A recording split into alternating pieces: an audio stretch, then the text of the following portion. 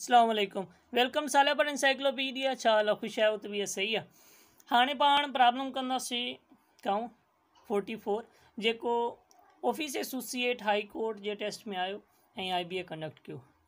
हिन में छा थो चए त total 160 candidates came for written test at university.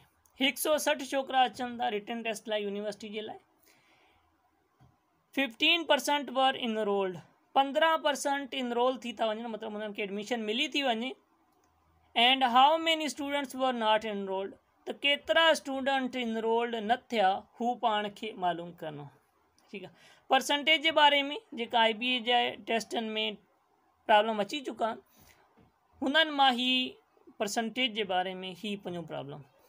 ॿिया बि प्रॉब्लम जेका परसेंटेज जे बारे में IBA टेस्टनि में आया आहिनि हू वीडियो जी डिस्क्रिप्शन में लिंक मिलियल हूंदी उन्हनि जी, हू बि तव्हां ॾिसी सघो था। ऐं IBA जी मैथ ते पूरी हिकु प्लेलिस्ट आहे जेका डिफरेंट टेस्ट खे कवर करे थी ऐं उन्हनि में सिर्फ़ु मैथ ई आहे, हू बि तव्हां ॾिसी सघो था। बिस्मिल्लाह करे सॉल्व कयूं था। करिणो छा आहे पाण खे, सभिनी खां पहिरियों त पाण ही टोटल पाण खे मिले, हिकु टोटल मिलियल आहे, टोटल कैंडिडेट घणा ऐं हिकु पाण खे छा मिलियल आहे त 15% इनरोल्ड थियनि था। हिननि जी मदद सां पाण ही मालूम कंदासीं त इनरोल्ड केतिरा न थी सघिया। ठीकु आहे। सफ़ा सवलो आहे। पाण छा करिणो आहे, 60 खे ज़रब कयो 15% सां। ठीकु आहे। हाणे जॾहिं पाण हिन ईअं कंदा हूंदा आहियूं त 160 जो 15% या कंहिं बि रक़म जो परसेंटेज मालूम कंदा हूंदा आहियूं त पाण खे 2 ॿुड़ियूं कटणियूं हूंदियूं आहिनि। 1 ॿुड़ी त वई, बाक़ी बाद में कटियूं था। हाणे 16 खे ज़रब कंदासीं पाण 15 सां त जवाबु छा थींदो,